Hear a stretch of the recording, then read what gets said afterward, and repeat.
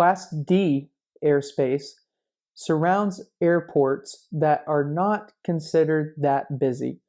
They're a lot less busy than Class B and Class C. This is one of the lowest airspaces that we deal with as far as how busy it actually gets. Class D airspace is represented around an airport by a blue dashed line. If you have a hard time remembering some of these symbols and what it shows for each airspace, just remember that D stands for dash. So anytime you're dealing with a Class D airport, you're going to find this blue dashed line surrounding the airport. So here's the center of the airport, and that blue dash circle for Class D extends out to 4 nautical miles. And it's always going to be just one layer, just this one blue dashed circle. That's all you're dealing with in a Class D airspace or a Class D airport. So if we were flying our drone and we needed to inspect this tower over here, that's 400 feet tall, AGL, above ground level. It's 400 feet tall, and we have been hired by our customer to inspect this tower. Would we need approval? Yes, we would definitely need approval because we are inside that Class D airspace. But how do we know where it goes up to? Simple, we look at this number, 25. Remember, add those 2 zeros.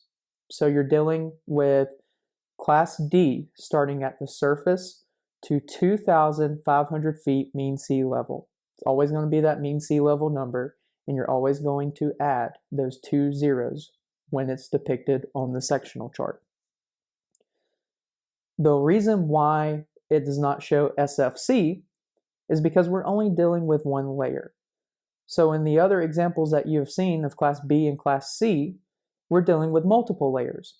There's no reason for us to put SFC below that 2,500 number because it's already expected of us to know that it starts at surface. That Class D is going to go all the way down to cover the entire airspace of Northwest Florida Beaches International.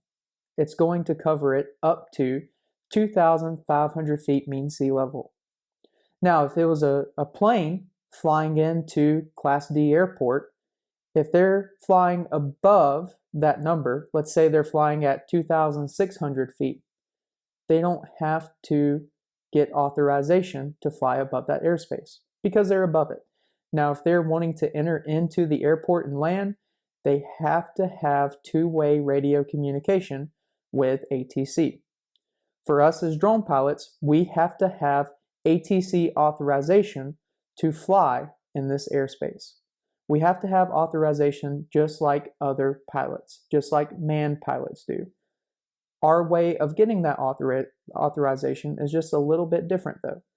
But since we're in the Class D airspace, we do have to get authorization from either ATC or FAA because it's considered controlled airspace.